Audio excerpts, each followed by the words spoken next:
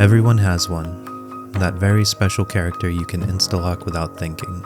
You know the ins and outs of this character. We stick with them, we defend them, we see their potential, and we even build an identity around them. At some point, it stops being, this is who I'm playing, and becomes, this is who I am. Because choosing this character wasn't just a random pick. Whether you know it or not, there's layers to this, okay? And don't say it ain't that deep, bro, because it is that deep, bro. That's what we do here. We look into the psychology of why we do what we do, and today we're looking into why we choose our mains, the connection and growth we have with these fictional characters, and why it can be so hard to let them go. Character, don't wanna represent your life. You start with anybody, so make your choice right. Select and make your first pick. 10, 9, 8, 7, 6. Choose and pick the best one. 5, 4, 3, 2, 1. Select and make your first pick. 10, 9, 8, 7, 6. Choose and pick the best one. 5, 4, 3, 2, 1. Select and make your first pick. 10, 9, 8, 7, 6. Choose and pick the best one. 5, 4, 3, 2, 1. Select and make your first pick. 10, 9, 8, 7, 6. So what is a main? It's the character you choose most often, the one you feel most comfortable with, and the one you have the most knowledge of. I know I like to make fighting game videos, but having a main isn't exclusive to fighting games. I'm talking about mains in anything. Deadlock, Overwatch, Marvel Rivals, League of Legends, Valorant, Magic the Gathering, World of Warcraft, Slay the Spire, Mario Kart, Dark Souls. Fucking real life, man. What drink do you main? I'm probably a Pepsi Zero main, even with the aspartame debuffs. And if you say water just to be a better man than me, I'll call you boring. Pick a real character. I mean drink. Your main is never official.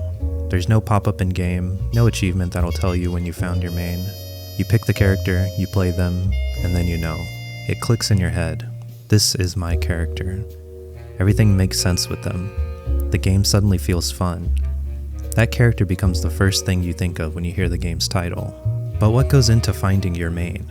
We don't just hit random select and go for the first character we land on. We have something called preferences.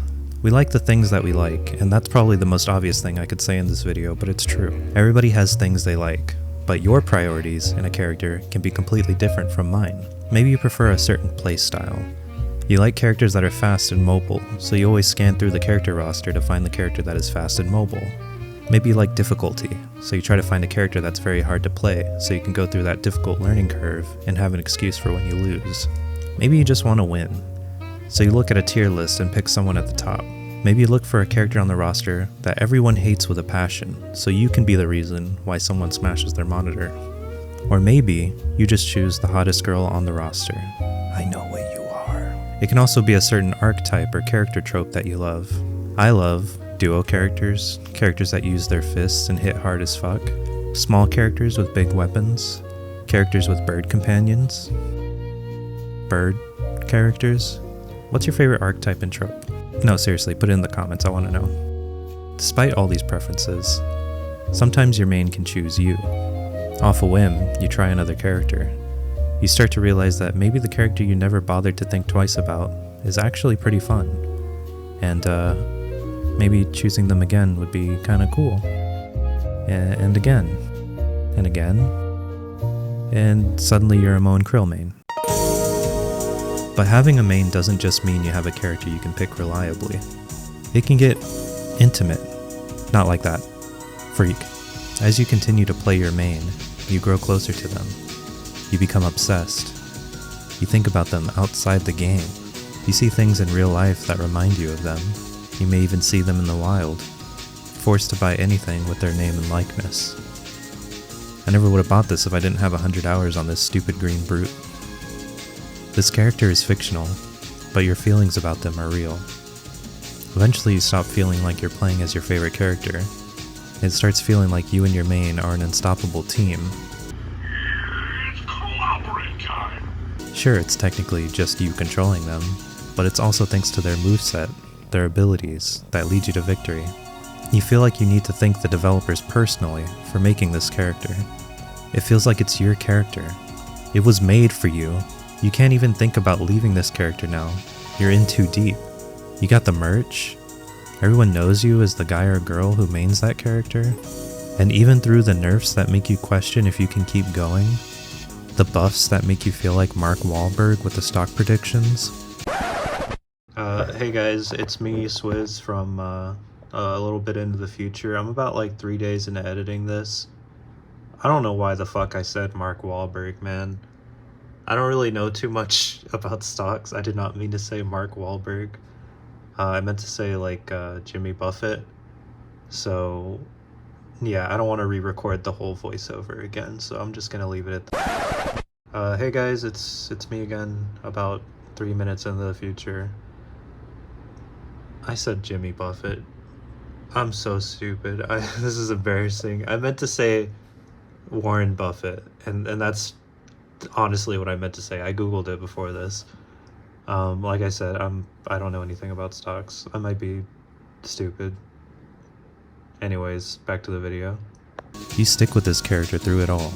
If someone's talking shit, saying you only won because your main is top tier, you say they're not even that good. And if someone says your main is bad, you just say you're not a tier whore. You prefer to lose and win authentically. But seriously, you've played your main so much. You feel like you know everything about this character in the game. You're familiar with their strengths, their weaknesses, more often their weaknesses. You become hyper-competitive against anyone you go against that has the same main as you.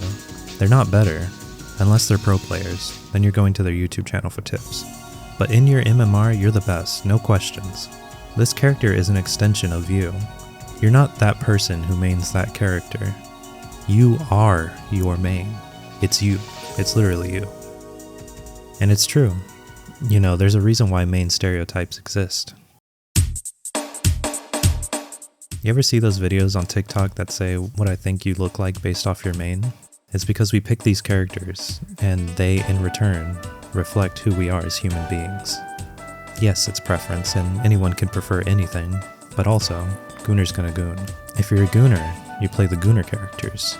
If you're a sweaty bastard who wants to be the best, you're gonna pick a top tier.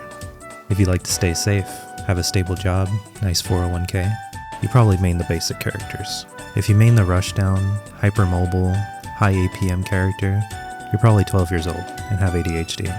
And if you're a grappler main, you're probably a super cool and approachable person who everyone loves in real life. Have you ever met a person for the first time in real life and find out that you guys play the same game? What's the first question that gets asked? What? You play that game too? Okay, what's the next question? Who do you main? Be careful of this question, because it can be the worst social mistake you make that day depending on the way you answer this. This person's not just asking because they're genuinely curious. They want to know what kind of person you are. One time I went to a local Riftbound event. Riftbound is a card game using the League of Legends IP.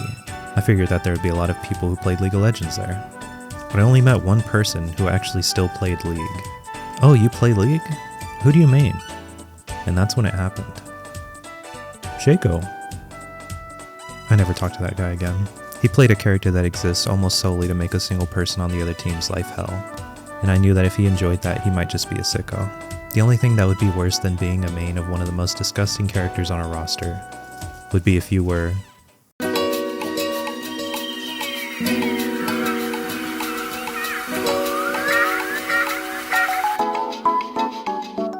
What's a one-trick?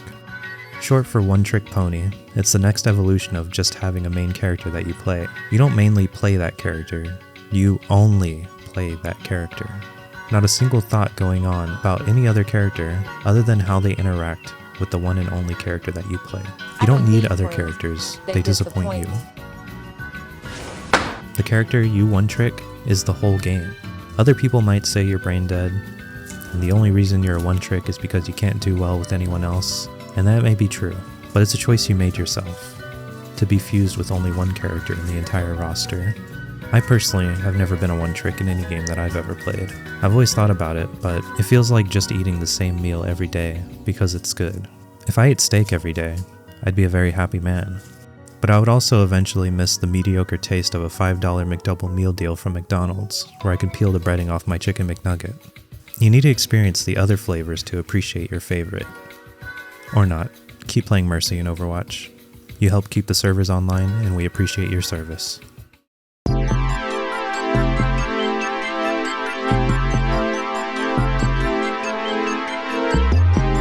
For those of us normal individuals that have a main, and the other characters we dabble in, there comes a time in all of our lives where we think about possibly letting go of the one that we love.